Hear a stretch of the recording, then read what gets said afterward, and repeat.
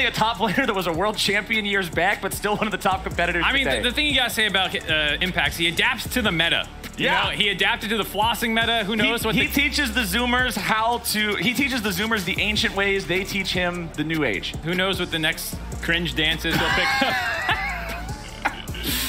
It's okay. It's okay. Let's go ahead. Let's see how our drafts are looking this time around. Karma, Zeri, Lucian, they were all banned in game number 1. They're banned here again, but Viego, one of those picks that we saw in that first game, not going to see him here. Senna also banned out. Very powerful champion on this patch. Inspired had a great game on Viego. I believe it was yesterday. I think he picked up the player of the game for his Viego game. I'm going to have to double check that, but he had a great game on it, so obviously they want to take that one out. A lot of marksman bans seems like the current meta right now. Wukong seems next on the priority list for most junglers. Yeah. And even then, it's between Viego and the Wukong. Depends a little bit more on carry potential individually, I think, that Viego can bring versus team fighting, engages, and early ganks that Wukong might have, or post-6 ganks. Yep, Azir banned out this game too. So I mentioned last draft about Corki, Victor, Azir, all these hyper-scaling mages in mid lane. Azir will be the one that is not available this time around.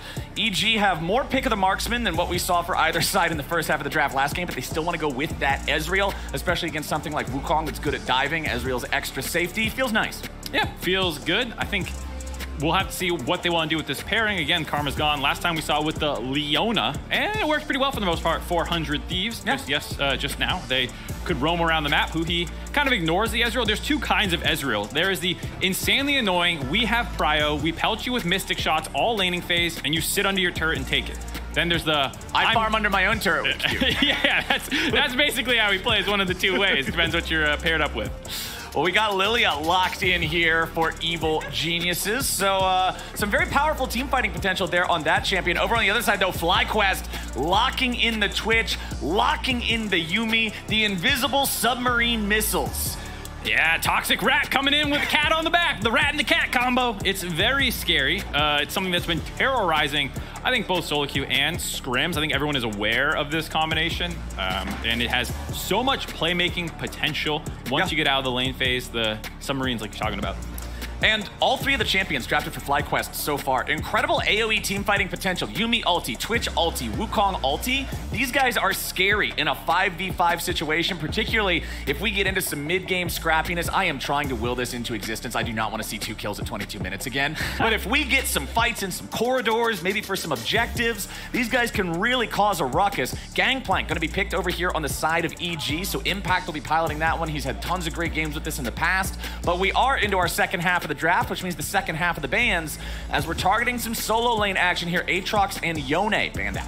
Yeah, interesting to see the Yone ban by FlyQuest there, probably targeting Josedeodo because you know that GP is going top.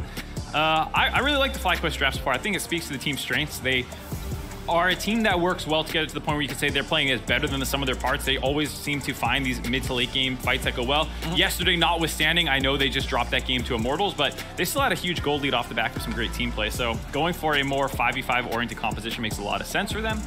And EG, I mean, they've shown that they can kind of play it all, man. They got scrappy comps, they got ball comps, they got spoon feed the Danny comps.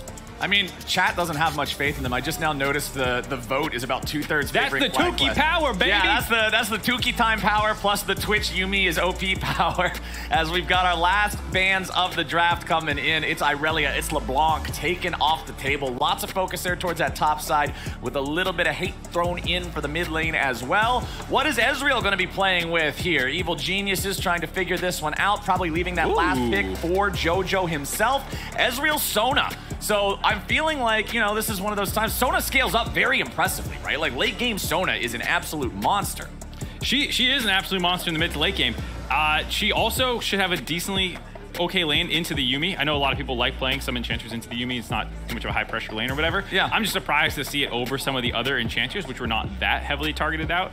But I guess if you're thinking that it's going to be 2 ball comps running into each other, Sona is incredible in those situations where she can keep your whole team shielded, healed up, find some engage opportunities as well, which is not always easy for enchanters to bring, but they're pretty similar. Well, hey, we want to talk about AoE team fighting power. How about some Vlad thrown on top of a Wukong and a Twitch and a Yuumi? That one's locked in for FlyQuest. Yep, I expect both teams to continue indexing into that.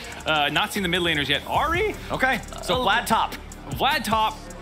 As expected in the GP, it's a good matchup for the Vlad for the most part. Just had to 100% confirm because it is a flex. You never know, but definitely going to be going to the top lane. Just a strong matchup unless you mess up the lane horribly. Vlad should have control over that one. And then the Ahri, it's a double AP solo lane, which I know sometimes people try to avoid, as well as the Yuumi. AD jungler though, so. AD jungler, and then if people want to index into MR for team fighting, Twitch is going to have a field day. It's going to be great. I'll just pop you guys with my ult and stuff. So it does seem a little surprising maybe at first to see the double AP solo lanes, but I think it works within the context of their composition. Lissandra. Yeah. Team fight. About that. More Sandra. Team fight. It's going to be, again, some early Merc treads probably for a lot of these solo laners with the amount of AP damage in this game. But I think it makes sense. You are trying to kind of blow people up in 5v5s for both team compositions. I like it. Both these play pretty much the same way. Like, you're asking for fighting. You wanted an aggressive I want fighting. game. I want League of Legends is a PvP game. Are you sure? I sincerely hope I am. Because this is, I want to see a spicier early game. These are, I mean, Evil Geniuses is not a team that when I think of, all right, just sit and scale, that I would think of them, right? No. That's not really their style. All those setups time and time again. It is a very scary thing to deal with. But here we go, onto the Rift, game number 2. Evil Geniuses going up against FlyQuest. If EG takes this one, it's a perfect opening week for the reigning champs. Oh, battle of good versus evil. But we got some funny chat in text. Inspired himself says, what a funny draft. We go soccer after. 4 AP, bro, all good.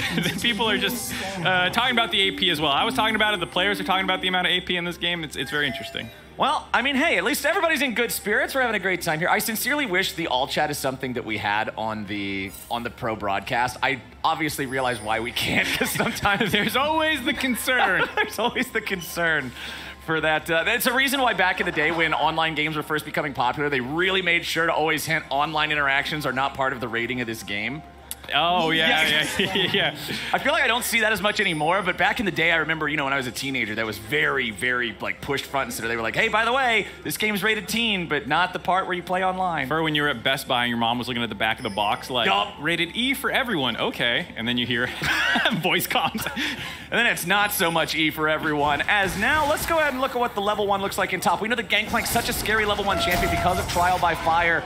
Grasp as well on this champion just makes it so hard to deal with him, and you can see how easily Impact wins that level 1 trade. Yep, nicely done there by Impact. That's what I was talking about. The GP does have some opportunities. If you can find ways to get your Trial by Fire off and then Q spam them down, you actually can get advantages in this lane. So it's pretty big exploitation of Philip there, the young gun, getting taken to task a little bit by Impact, showing his wily veteran moves there. And I was a little surprised not to see the Twitch cheese into one of the lanes early on. It's one of the things that people always do in solo queue with Twitch.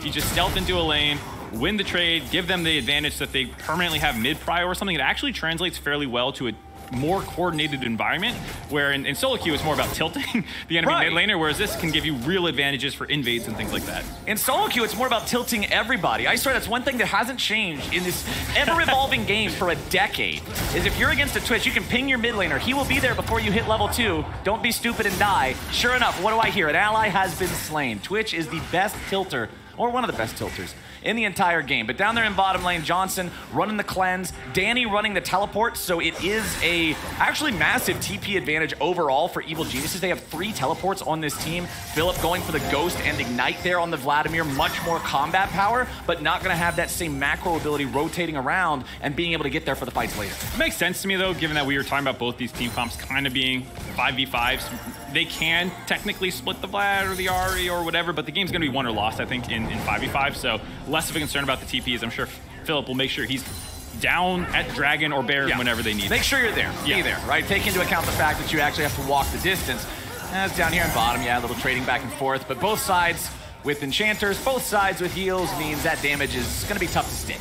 Might be tough to stick, but I think you can still see some good trading into the Yuumi. I think a lot of people do like Sona into Yuumi. It's something that was, I think, debated a lot when she came out. It was a pretty common matchup to take.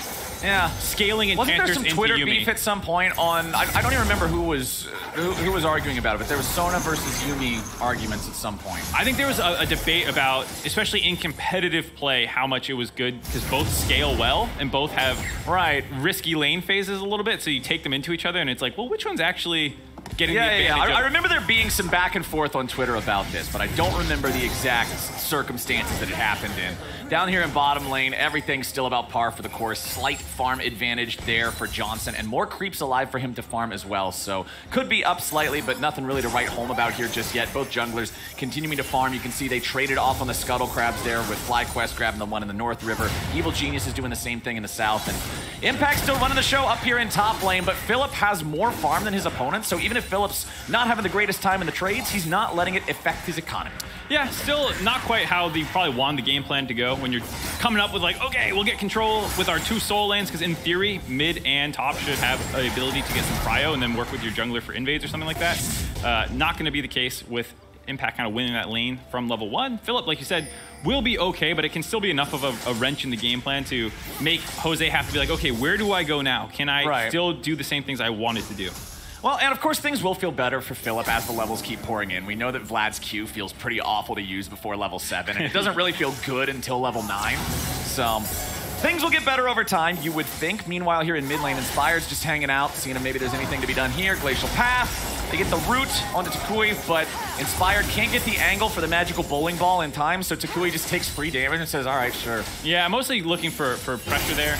I do like this mid matchup a lot, because I feel like Takui came in from 2022, not that hyped up. Josedeodo, savior of NA for mid laners. Yep. And then quietly, Takui actually got the all-pro vote over Josedeodo. Yeah, it was really well. Despite Josedeodo winning the championship, at the end of the regular season, I think more people believe Takui to be the better mid laner, and I think there is still a bit of a back and forth that I'm really interested to watch in. Not just the good versus evil monikers of the organizations, but I think some of these players as well having taken accolades from each other, you could say.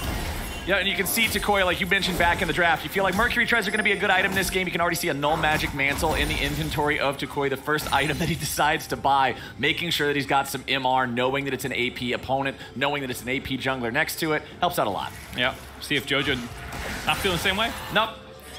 Well, not quite. Wants the Ionian cooldown boots instead, looking to make some plays. Yep. Interesting. I would have guessed it would have been Merc Treads just because Ari Charms, Yumi Roots, stuff like that, but not the case. Wants to be a little bit more aggressive, I guess, with his spamming. It will help you with prio, because even in the matchups where you pick Lissandra as a counter matchup, things like LeBlanc and Ari, sometimes you can lose the shove just with base damage and cooldowns and whatnot, so this does give you more prio to contest the wave early on. Plus, the Mercury Treads don't give him double value. The enemy jungler is AD, so it's not like going to help you out in the ganks as much. FlyQuest coming in for the dive. Impact! Not long for this world. He's burning away, but he stays alive. Mark, what's the word? Durability update. Durability right there coming up clutch for Impact, keeping him alive underneath the turret. The Ignite not finishing him off. I wonder if Jose could have snuck in an auto attack or something, because he mostly just kind of drove by through the lane. And it looked like Philip had the turret aggro, I believe. He dropped it definitely when he used his W. We'll have to see if there was an opportunity there to get that last little tick of auto to finish him off. Because it was that. It was one more auto attack from you, then probably would have killed him. Yeah, hopefully we can get a replay, check back into that one, and see exactly if there was an opportunity to finish that off. And there we go. So let's take a look. I like the timing window, 5 on 6. So this is a window where Impact should not have his ultimate, but Impact understands, I'm going to kill this cannon. I need to do it. The E ends up, his passive ends up burning it down, gives his ultimate for him to drop it, and just the flash away from Jose, who committed a little bit too hard to the left side, trying to insta-give him. I like the idea from Jose to go, okay, I'm going to insta-kill him, because we knew Lissandra was on the follow roam, but that there was a window for Impact to get back, flash underneath his turret, stays alive. Well played by Impact to get the trial by fire on the cannon to get his level 6. Yeah, Josedeodo had already used the Q at that point, so as soon as Impact flashes away, there's no way to really get the chase, make that kill happen. So nicely played from Impact there to be able to get out of danger, stay alive. Evil Geniuses have a 600 gold lead with no kills on the board, so the laning phase is going pretty good so far. Looking good for them. This is one of those games where we're talking a lot in the 100 Thieves matchup about, scaling, 1-3-1, 4-1, ball comp, stuff like that. I think this is one of those games where it's going to be 100% execution. No team has, I think, super inherent scaling advantages. They always talk about like the scaling of Twitch, being able to get the pass-through damage and all that stuff. And it's absolutely true that Twitch can become an absolute monster in the late game team fights, but there's so many threats on both these teams, basically every position except support. Even the supports do damage this game. Like, this is just a high damage game. It's not really much about, I think, one team having inherent scaling advantages. Makes for some very interesting team fights. Whoever gets the drop is obviously going to be at a great advantage on that one. You can see in the inventory of Johnson here, the usual Twitch build these days. One of the champions that does not rush Mythic item first. Blade of the Ruin King is the hotness in the current meta. Makes him very, very deadly if he's able to just dump that percent HP base damage into that first target that he finds. As Inspired is going after the Drake, so not quite as slow as the first Drake that we saw in game number 1. Not exceptionally quick either, but it is Evil Geniuses with the first neutral objective here, as it's going to be answered across the map. Josedeodo also picking up the Rift Herald, and we'll see where he uses that one. Hopefully better than game 1. Hopefully, most likely the case, because Philip should be able to get prio at different points in time here. Jose going for a wraparound gank on Impact. They know Impact has no flash. Philip dropping the ulti, finding some damage here. Empowered Transfusion while the ulti is still active. Impact running through the enemy turret. Takes 2 turret shots. Eats the oranges and tries to get away. Philip into the pool. And Josedeodo sneaks in to take the credit. Get the assist money on the table. I'm helping! Yup, he brings FlyQuest the first blood. Excellent play there by Josedeodo. I mean, to be fair, I like the idea. You know, Impact turned around. He was out of turret range. You don't want something to go horribly wrong where he finds the kill onto Philip before he gets his empowered Q off or something. So just go kill him. I actually do like that play as much as we're memeing about it. Just secure the kill and get back onto the map as fast as you can. I mean, I like it just because you're getting the extra money from the assist. That too as well. Like that alone, I'm a big fan of, so I'm totally cool with it. It just looks goofy in execution since Philip did 99% of the damage, but hey, that's the way it goes sometimes. Yeah, he did 99% of the damage, but Impact ran that way because of Jose's presence.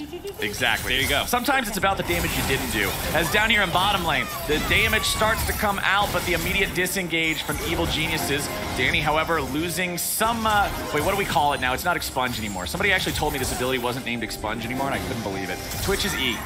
I'm gonna look it up because I couldn't tell you. They changed it to Contaminate or something. Contaminate! Thank you so much, observers. Yes, they call it Contaminate now, but back in my day, it was Expunge. Are you a Spray and Prayer, or are you a Rat-a-tat-a-tat, whatever, for the alt name? I usually just don't even say it. Twitch alt's one of those names that I think in casting, like, there's not a lot of times where it's called Final Light or Finales Falcon for Lux? Oh, I never called it that first one because I couldn't pronounce it even back when it was the official name. I just called it Luxol. They changed it for you, Captain Flowers. I think I've called it a Kamehameha more than I've ever called it its real name.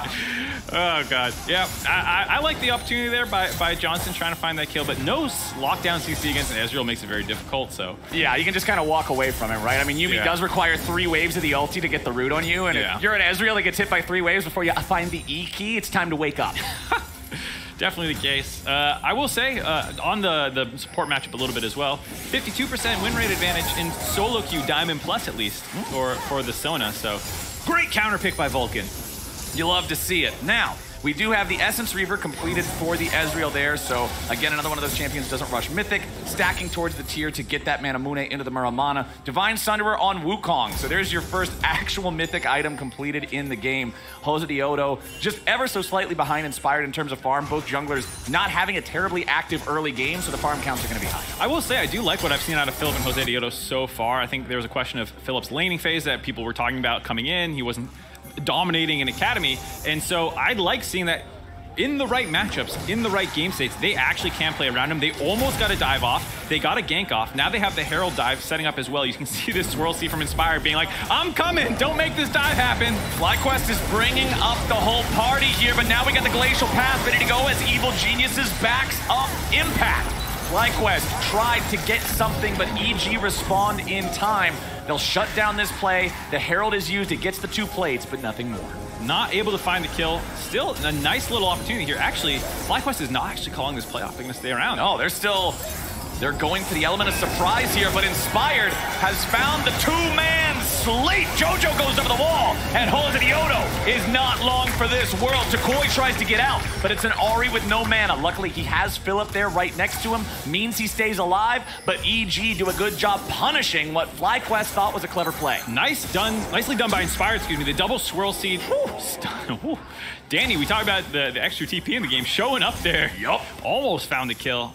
Nice punish by EG. First off, to stop the Rift Herald dive attempt, showing up in time with Jojo Fune's TP, and Inspire just kind of getting a read that that's where they were going. And then when they tried to find that re-engage, punishing that. And now Danny up on the top side is able to grab some turret plates, on the bot side, you can actually Impact's making his way down there to pair up with the Sona to try and defend his turret. A little bit of a swap back and forth here to maximize what these guys are able to get done. Again, it was all about trying to snipe that kill in top there for Danny, and although he hits the mark, unfortunately not quite enough damage, but now Johnson up against Impact and Vulcan, and they'll just keep farming it up. Let's take another look at how this happened in top lane.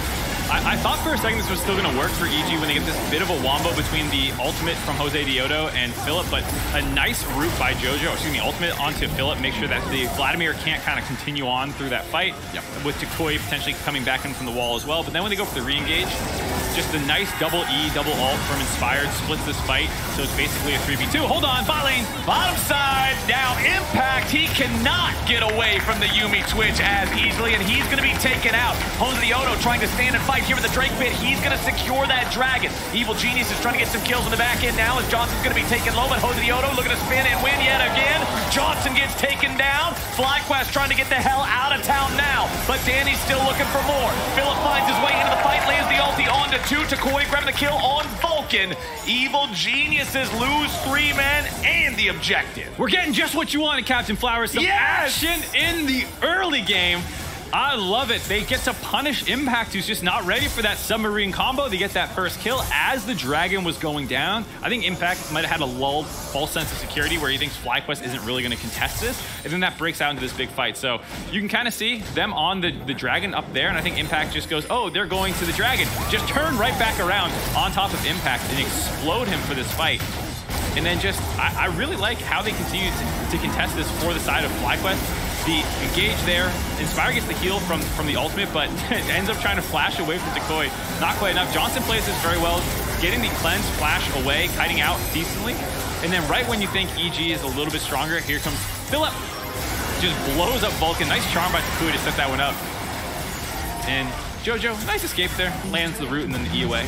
Yeah, but even though that fight looked really good for FlyQuest, even though they got the Drake, even though 700 gold lead for the side of Evil Geniuses, who are still ahead overall in the game. FlyQuest going for Rift Herald number 2. Remember, they did get that first one. It did result in 2 plates, but nothing more. EG are bringing bodies up towards this pit, but it doesn't look like they're going to be there in time to contest it. Is secured by FlyQuest. Eyeball still on the ground. They want to at least try to grab this and get out. Afromu takes it. See you later, Jose. I can't help you, bro. Yuumi, get the package and get to safety. I was wondering what FlyQuest was going to do there when they had Yuumi on top of Josedeodo in the pit. Jose's like, guys, look at me. So Yuumi can, the cat, grab it in her mouth and then skirt over. So they do get the Rift Herald there. They end up dropping at the end of that and didn't have some pressure from EG, but cute little play there. That was the quarterback sneak of League of Legends. Yeah, I was like, oh, there's 2 dead people in the pit instead of just 1, but there you go. Afro move. They get away with it. Nicely done from FlyQuest there to at least get their objective and get out. It does cost them a death, which does put Evil Geniuses 1,500 gold ahead, just about 17 minutes in. 1,500 gold ahead right now. The Rift Herald charge will hopefully bring that a little bit closer for the side of FlyQuest. Yeah. And the one thing I'll say as well is EG have some money printers go burr on their side with the GP as well as First Strike. Ezreal can get a little bit of gold, and you're going to be just pelting away over the course of laning phase. And then even in team fights, if you can, just get a fat ultimate across multiple people, it's not a bad chunk of change you can pick up. Similar to how on First Strike Karthus, you just drop your ult. And just pop the ulti and get paid for it. Yeah. Press R, get 300 gold. And to be fair, it's even better on Ezreal in the sense that you use that to check objectives. You get to the cooldown a lot faster with your Q spam, whereas Karthus, when you do that in pro games, it feels pretty awful.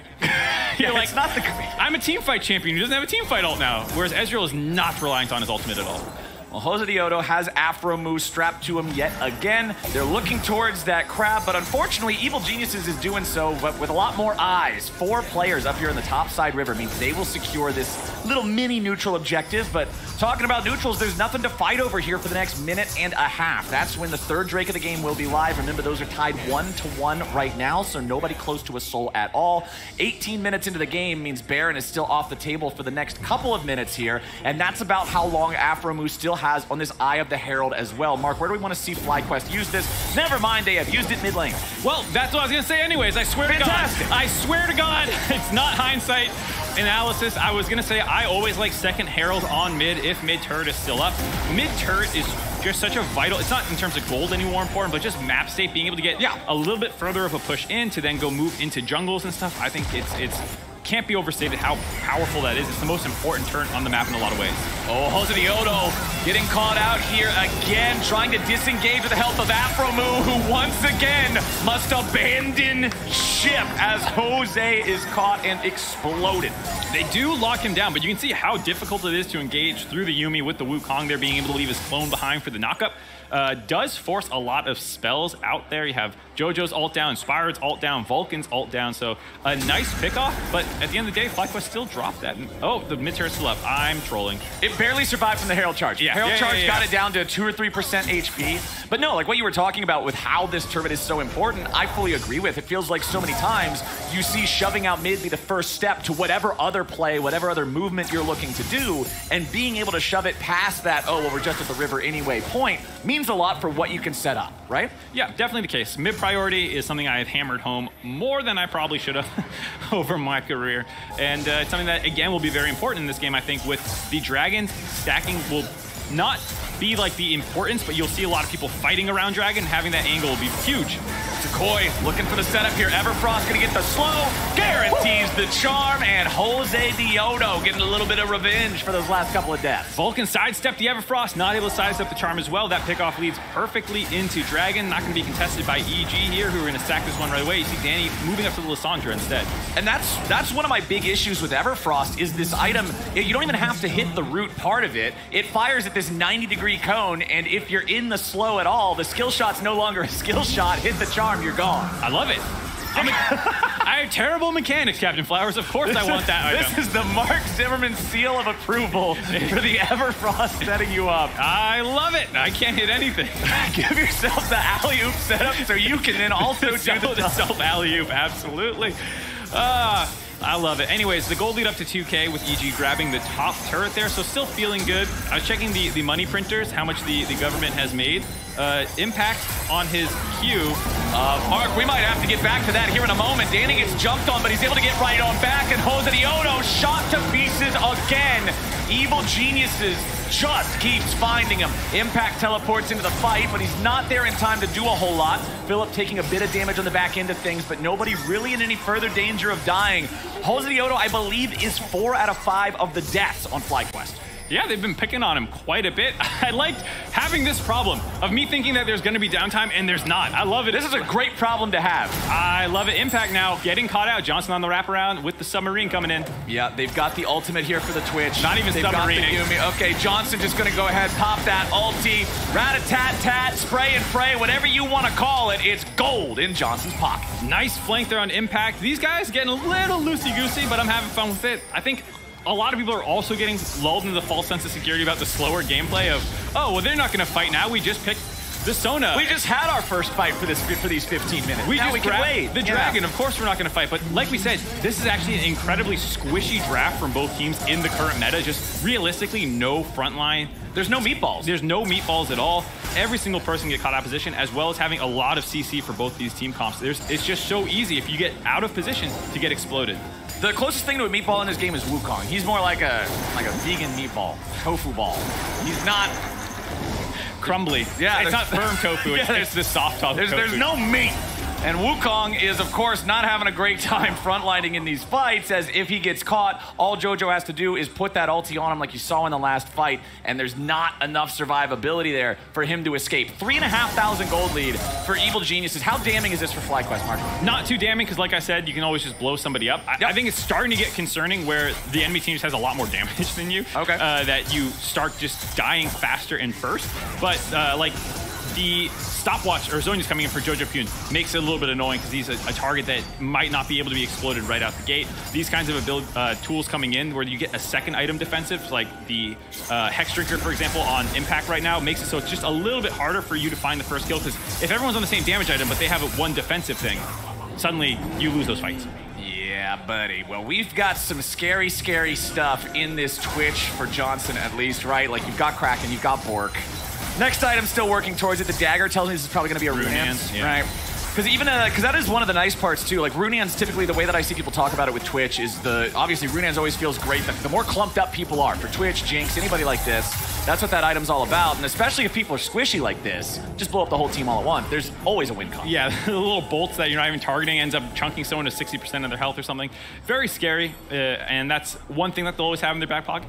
Plenty of scaling with the Vladimir as well. I love the ridiculousness of the visual of it as well, because the main bolt from Twitch ulti, it looks like something out of a ballista, right? Like that thing looks like it should hurt you. But the Runan's bolts are the most unthreatening thing ever. They look like a projectile from a trash mob in level 1 of an MMO, and then all of a sudden you are just dying to these. The funniest thing was Caitlyn back in the day with the headshot crits, the range, the fact that the bolt range would increase, and you just see this little dinky little bolt shoot out to the right, like 2,000 units, then hit you for 400 damage. You're like, what? Level 1 trash mob staying in the gym as we've got Philip still farming up here in the top lane. Has that second item completed. Night Harvester plus the Void Staff. Night Harvester, one of those items that for a long time was just almost universally considered trash tier. We've seen a couple more champions building it more recently. Does give you a lot of extra burst in the middle of a 5v5 team fight since you get the effect on every single enemy champion if you can hit them. Yeah, and it's something that great for team fighting if you can get in this position normally, but I think a lot of people still prefer the Proto Belt build just because you're not guaranteed to get there. You do have Flash, maybe Flash Ghost. I'd be more down with the Night Harvester angle. He does have the Ignite, but we'll have to see. I mean, your team has so many pieces of damage. You're just throwing some more on with the Night Harvester. Yeah, just get everybody in there. Josedeodo jumps in, looking for the ulti here on Impact, who gets away from the first knockup, but he can't get away from the follow-up. Josedeodo grabbing a kill there. Josedeodo's been getting picked on by EG. FlyQuest returned the favor, beating up on Impact all game long. Multiple gank opportunities onto him there, caught in the side lane. What can they do with it? Looks like they're pinging on assist me onto that turret from EG. You can see multiple members after getting the shove on the mid wave are making their way through that top jungle.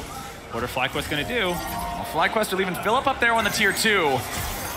Josedeodo backing away now. Danny lands some good damage over the wall. Jojo throws out the Everfrost. They lock down Josedeodo, and the bullying continues. But they're going to bully everybody this time. 3 dead on FlyQuest. Mark, you smell that? Smells like Baron. Smells like Baron. They're going to make a rat joke about cheese or something. I'm confused. Because he started sniffing like a rat. I don't know.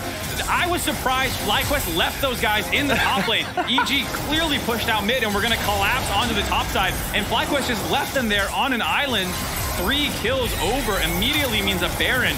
Huge macro blunder by FlyQuest that evil geniuses instantly punish. And they end up going the Dragon the way of FlyQuest, though, so at least they get that. You saw that during the Baron take, Danny fires off the True Shot Barrage into the pit just to see if maybe he can YOLO steal it away. Does not end up working out for them, so FlyQuest get that, but it is a poor consolation prize for losing 3 men and then losing the Baron. The fact that Josedeodo was running into the jungle makes me think that FlyQuest was totally unaware that EG was collapsing in this situation. Yeah. Because otherwise, I don't know why you would be face-checking 4 people.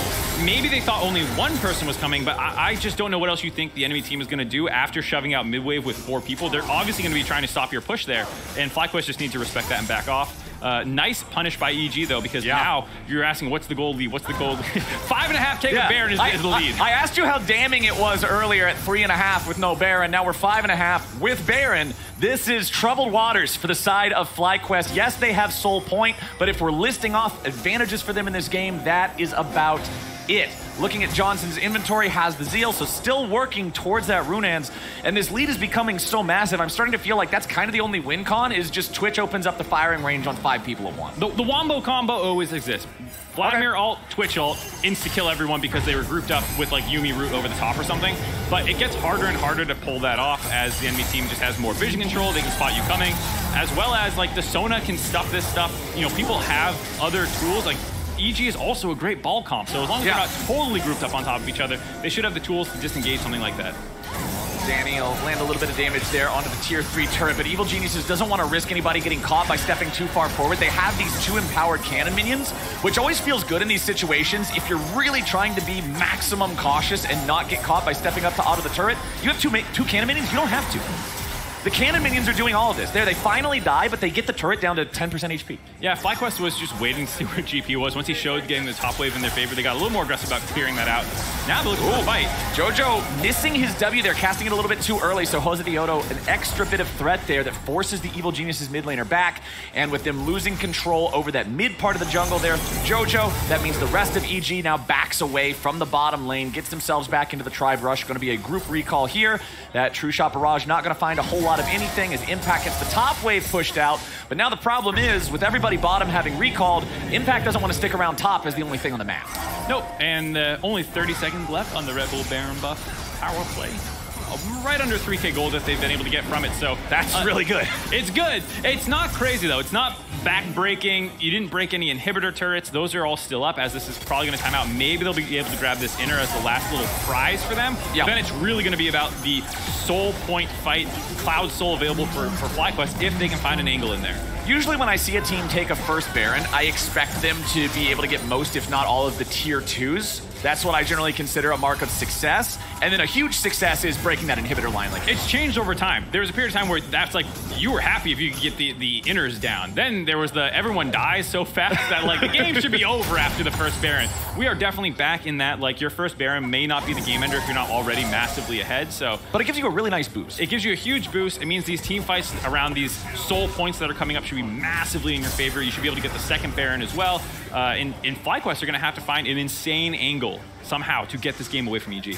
Yeah, it's feeling like even though FlyQuest are the ones who could go for the Dragon Soul here in a minute and a half, they're so far behind and they've lost control of the map in a way like what you're talking about. You can see all the EG vision down here in the jungle, that it's so dangerous to go after a single Cloud Drake if EG gets it. It's not that big of a deal if EG takes it. Yeah, you're losing out on a soul, but what are they really winning? You don't have to take it. You don't have to take this, but at that same point, when are you going to find the angle that you like? Is it going to be at the Baron? Maybe. I'm not quite sure. Yeah. I mean, EG have... And that's the call you have to make. It's a call you have to make. EG have done a pretty good job of kind of playing as a unit. I'm trying to figure out like who I want to single out on this team as having a great game. Multiple members are, you know, obviously Danny, pretty fed. You have Danny Inspired and Jojo are both doing great. Yeah. Inspired's doing fantastic. Like, Jojo is the only one with 100% kill participation, so if nothing else, default to who's always in the fights. That's the way I do it. Yeah. Oh, hold on. Philip. Oh! Nice reaction there from Philip. However, the barrel chain is there. Impact only needed the second one. He put the third one in for style. He was stunting on him. He said, I know where you're going to go, and put the third barrel down on the escape path of Philip. They find that kill before the dragon is up. They might not even go back to it. They have a huge wave here. They're going to be able to crack this inhibitor.